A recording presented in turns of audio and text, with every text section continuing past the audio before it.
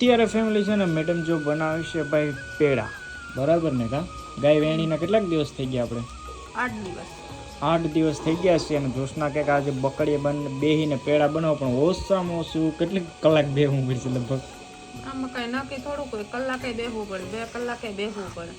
કેમ કે જ્યાં સુધી ભાઈ આ દૂધ બારવાનું હોય કે હું તો બારવું તો પડે.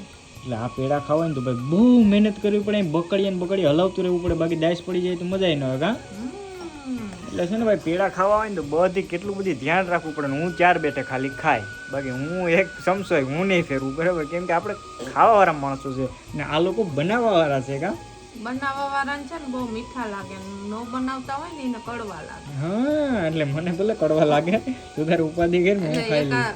15-20 મિનિટ હલાવો ને તો તમને આમ સ્વાદ આવે પેડાનો. રોશના મને રમાડી ગઈ ને કીવાઈ ગઈ એને કે ભાવેશ થોડું ઘણી વાર ઓલું કરવા લાગે તો કે મીઠા લાગે, બાકી મને ભાઈ આમે મીઠા જ લાગશે. કેમ કે 4 બેઠે ખાવ ને મીઠા જ લાગે, બરાબર? સાચું ને? કમેન્ટ કરીને કહેજો.